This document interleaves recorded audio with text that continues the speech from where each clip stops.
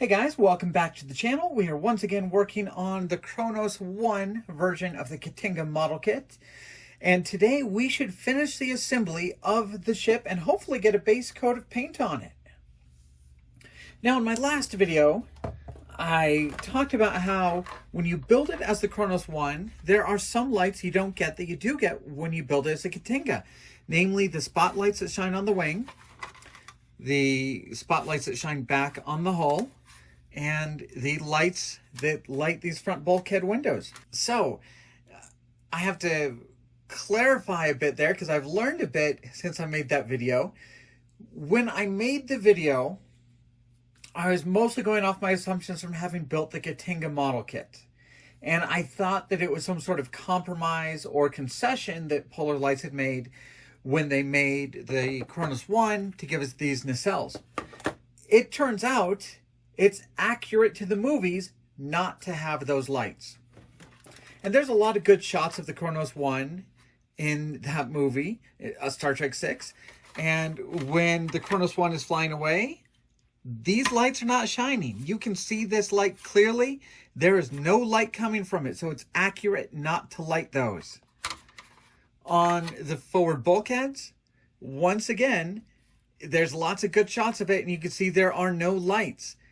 There might be these two. These two might be there. Those are the only ones I can see. But once again, you see this ship very well, and you can see there are not the lights going across on the bulkheads. So I think omitting those is accurate, and that was right by Polar Lights in round 2 when it comes to the lighting kit. So as you see me add in some lights, that is actually making my model a little inaccurate. That is not the way the ship should be. I'm putting it in because I like a little bit of bling. I like having a few more lights, and you know, it's a hobby. I like doing a few things just under the rule of cool. So I'm gonna add in a few extra LEDs, but that is not canon, and it will actually make my ship a little less accurate. All right, so our first step in assembling this model kit is to attach the nacelles to the very bottom half of the hull. And you can see there is a nice hole there for the wires and a couple nice locator pins and holes for those. So we're going to go ahead and start off by attaching those. Once again, very nice fits. All right, of course, very liberal amounts of Tamiya thin to weld those pieces together. All right, we're using a little bit of tape just to kind of manage our wires from the nacelles. Now the long wires, you want to kind of bring to the middle of the ship. They're going to go up through the hole in the battery compartment. The shorter ones, they will go back here, and they're going to come in the back of the battery compartment like that. Next, we're going to install our wire for the strobing lights. We're going to glue one piece in here and leave this strobing light towards the end. And once I have that glued in place, I'll be able to close up the rest of this neck. So now I'm going to start putting in some of my extraneous extra little LEDs. And man, if you ever want to appreciate a pre-made lighting kit, stop in the middle of it and try and go back to soldering and heat shrink. You know, definitely I didn't really have much fun doing this because I'm using the professionally made light kit where it's just sockets and jumpers and nice easy things planned out. Yeah, much better experience in trying to do something homebrewed like this, but it's going to add in a few extra lights. So I'm going to go ahead and start putting in my cobbled together LED system. So now it's time to close up the main hull. And as I do it, remember, this monstrosity is all my own lighting. The real elegant solution back here, this is the official lighting kit, and you can see how nice and easily this works compared to my monstrosity back here. But remember, the shorter ones will hit the battery box from the back. The long ones are going to hit the battery box from the middle. So here's our battery box. So as we close it up, we want to make sure we're feeding through all 4 of those longer leads. You can go just like this.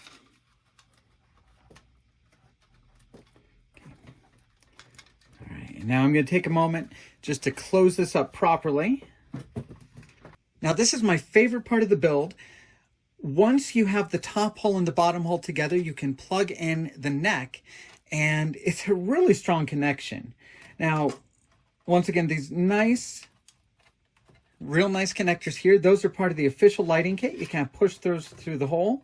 This bigger wire that's going through, that's part of my homebrew lighting, but you want to pull those tight. Now this is a double wall. One wall is from the bottom of the hole, one is from the top, and they have a hole here that lines up.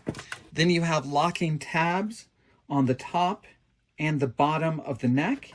Those are going to push through and connect this entire thing. And it's going to be a really strong, nice connection. You can see locator pins and holes there. But you're just going to line up everything. Start with those locator pins. And you will use a little bit of force to push everything together. All right. There we go. Once again, we'll put glue on all of these surfaces, but that's how you do it.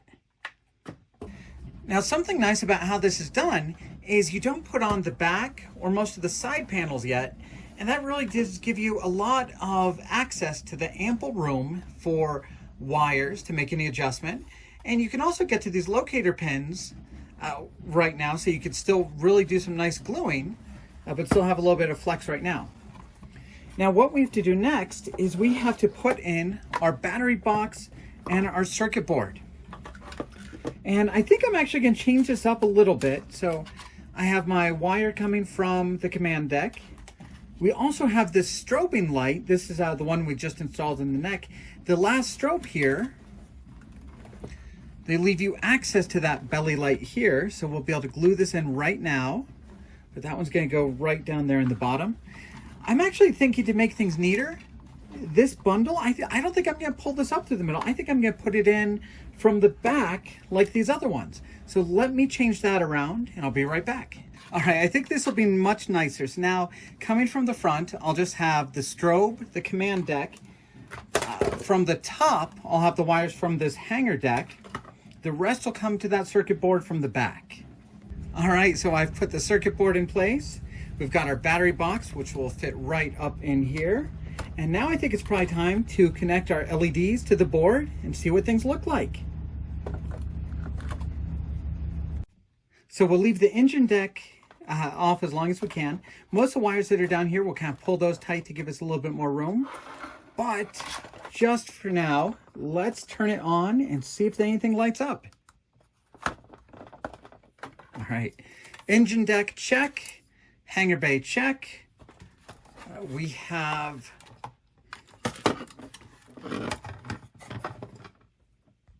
our light up nacelles are working on both sides. Okay. We have our blinking strobe light. We can see that one there. We can see the other one down in this little hole here. Everything fits pretty well. Oh, I think the bridge is still masked off for painting, but you can see a little bit of red there. So all the lighting still works. I'll make it as neat as possible. I'll put the side panels on and I'll be back and we'll get a better look at it. Well, we've jumped ahead in time a little bit and construction on the Kronos One is complete. Once I had kind of the nacelles and the hull and the neck all connected, adding in the side pieces on the back was pretty easy. At that point, I felt to show off the kit with its lights, I might as well put on the last little detail pieces and put a coat of paint on it. So I sprayed it all in gray. While I was doing that, I wanted to test out kind of my darker shade of gray. So you can see I've put a little bit of darker gray across parts of the model kit. So kind of this inlay here, some of the parts on top. I wanted to just see how those grays would look together, and everything kind of got ahead of me, and here I am with a model that's looking pretty good. Still needs a lot of paint, still needs all of the photo etch, but a very, very fun build. I've enjoyed it very much. It's pretty interesting to compare it to the Katinga, the first version of this model kit. And one thing that I've really noticed is, sure, they added a lot of things when they made the Kronos One version of the model kit, but they lost some of the things that they had on the Katinga. Some of the things made for the model for the motion picture did not survive the 12 years until they made the Undiscovered Country. Quite noticeably, all of this kind of masting and antennas along the front of the bulkhead on the Katinga are absent from the Kronos One. So you can see just kind of very bland and basic kind of structures here on the front. In fact, one thing I haven't done, I'm not sure if I will, the instructions tell you fill up most of these windows, make them plain and simple, and actually sand off some of the detail. They also ask you to sand off some of the detail under the neck. So there's a lot of detail pieces that just didn't make it from the motion picture to the Undiscovered Country. For example, these little lights here that kind of look like R2-D2 feet, those should not be on the Kronos One. The model kit does give you the old kits from the Katinga version, so I did include those here. But they also give you just the flat piece, which would be more accurate to the model in Star Trek VI. So some things are definitely simpler on the Kronos One than the Katinga, but it really makes up for it with the added detail to these wonderful nacelles. Those nacelles are gorgeous and really make the difference, bringing this ship to life. Now, one important construction note is you glue down this panel and glue it well. Make sure you've got unpainted surfaces, use a strong glue, make sure it fits well, because this hangar bay assembly does not get glued in. It's held in place by this. So when it's time to turn on the batteries or change out the batteries, you lift this up, just lift it up so it kind of tucks in the front here, and pull it out. There's your battery compartment and the circuit board. So let's take a moment. Let's actually turn this one on. Then we'll kind of make sure it's latched in front. Make sure my wire's out of the way and push it down in back. Make sure one wire's in the right place. All right, that's how you turn it on. Let's do the same thing to my Katinga version.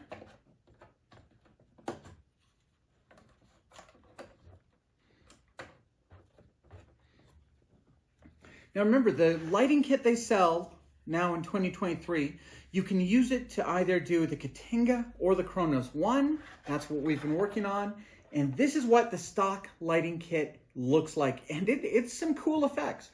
The strobing beacon here, a strobing light on the bottom of the ship. This red light, this is so much brighter on this version. I love it. I know that I used a lot of white paint, glossy white paint, to kind of diffuse the light inside this structure this time. I don't think I did that the first time. Is that the difference between how bright these are, or did they put out stronger LEDs for the new version? But either way, this version, so much better. But then I also noticed the red here for the bridge, that looks a little bit brighter as well.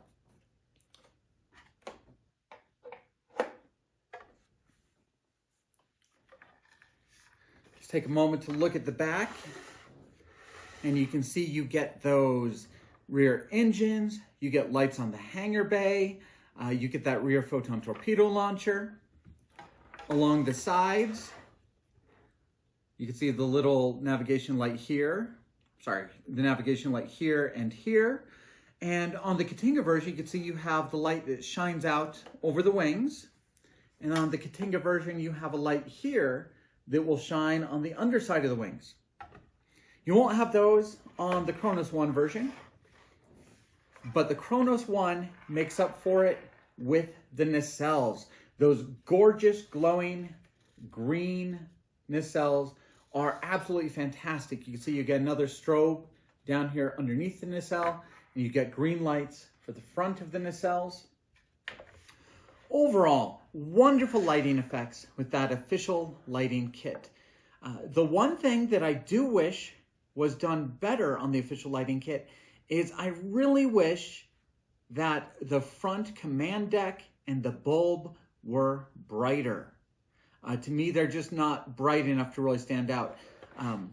Oddly enough, with all the work I did to open things up more for the Kronos One, right now, my Katinga actually looks a little bit better here in this bright room.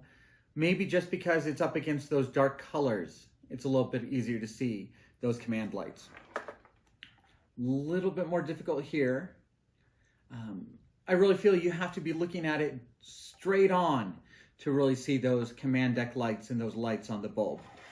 So while I definitely recommend and enjoy using the official lighting kit, I'd say if you have any experience with electronics or LEDs, a little bit of soldering, find a way to make this command deck brighter. What I would actually recommend, this is what I think I would recommend, is come on back here to the battery box, and let me pull that out for us. So this can just slide in and out underneath that structure. What I would recommend is cut this wire here,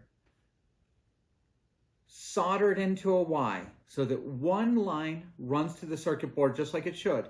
Make another branching off line run in parallel so they're both getting the 4.5 volts from the battery box. And buy yourself some super bright pre-wired 5-volt LEDs.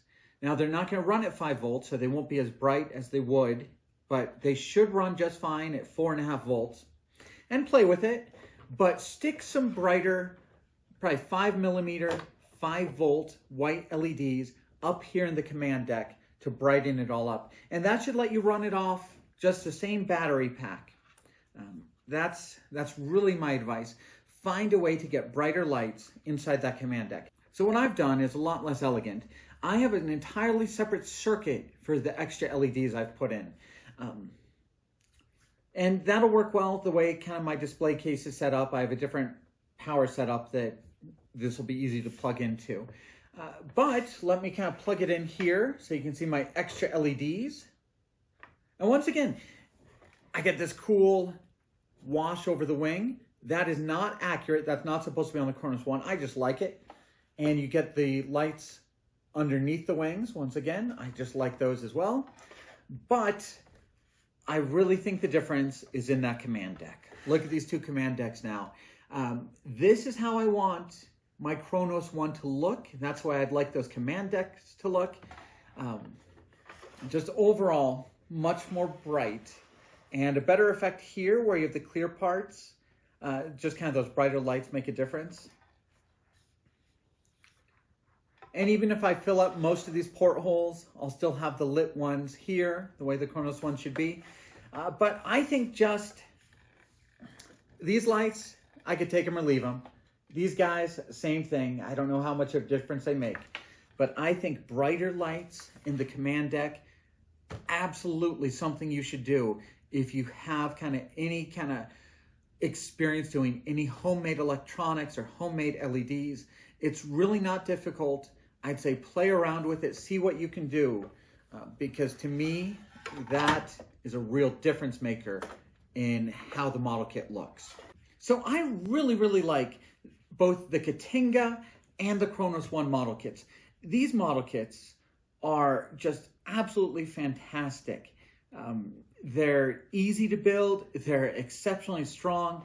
The detail, and I'm not sure if you can see the detail on this video, but the detail is fantastic, especially when you see things like these gridded inlays here, or the detail on these nacelles.